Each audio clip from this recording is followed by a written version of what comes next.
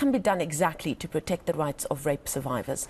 The Information Regulator has found that police do not have correct measures in place after failing to prevent the unlawful accessing of personal information of rape survivors. Now, personal details of the 8 women who were gang raped at a mine dump while filming a music video in Krugersdorp is at the centre of this. Let's discuss further now with Lisa Vetten, the gender specialist on violence against women. Lisa, thank you so much for your time, as always, and for your patience this morning. I do see the latest report saying that the SAPS has apologised to the Krugersdorp gang rape victims and their families for distributing their personal information. How do you feel about that?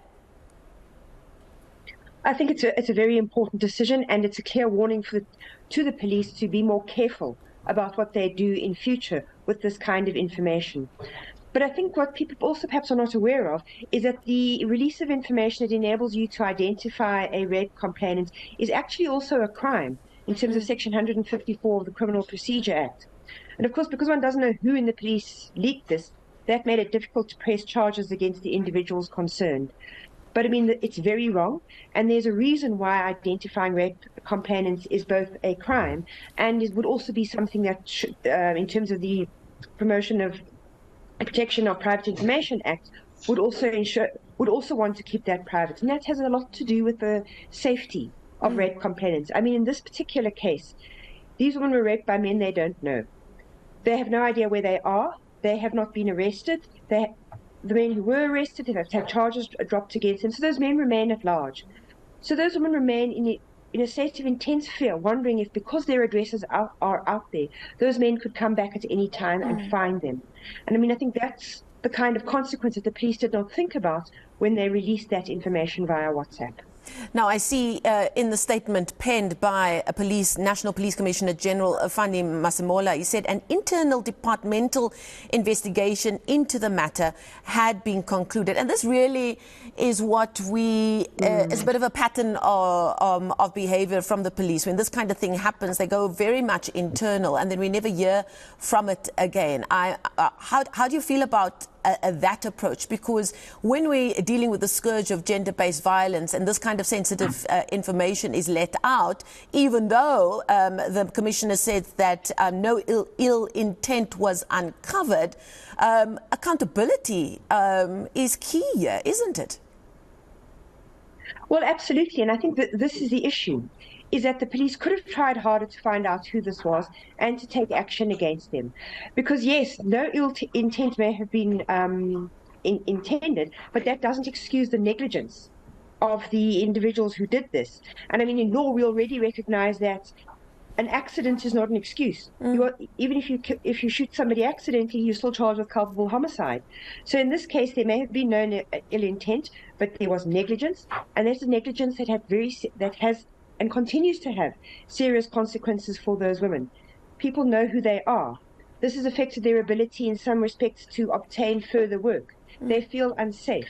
Wherever they go in their community, people know who they are and point to them in the street. So, you know, in a sense, a rape takes away your sense of control over what happens to you in the world.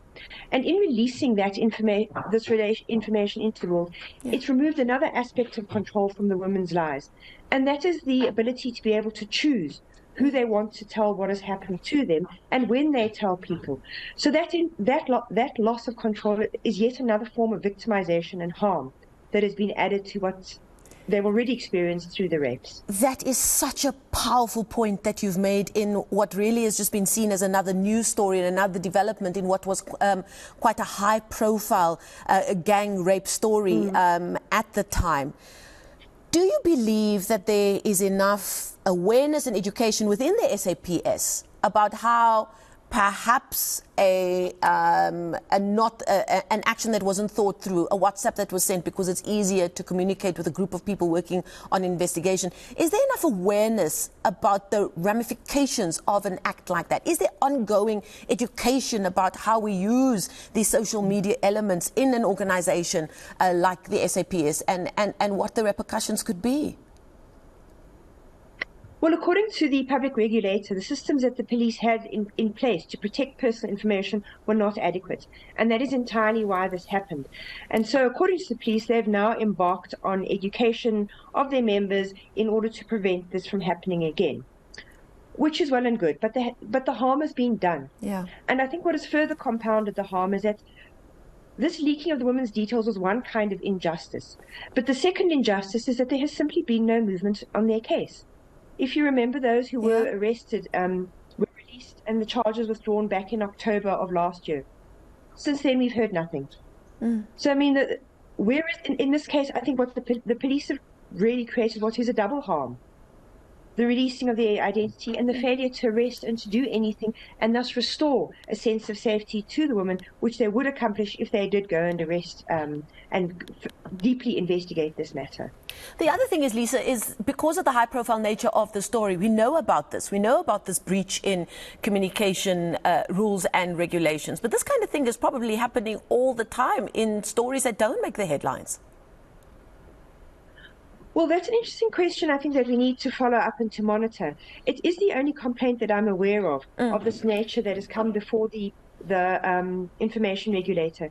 It's possible it may not happen again, because I think the problem in this case is that precisely because it was so high profile, the usual careful thought disappeared out the window in the sensationalism and the spectacle of this attack, and everybody rushing around to be seen to be doing things and to be effective. So it may be that part of what contributed to this was precisely the fact that this was such a high-profile case. But it may well be happening in other situations. I mean, I've seen WhatsApps like this leaked specifically when you've had a situation where the accused person is not a South African national. So there you can see this information is being used to perhaps feed into broader narratives about non-South Africans being responsible for the bulk of the crime in this country.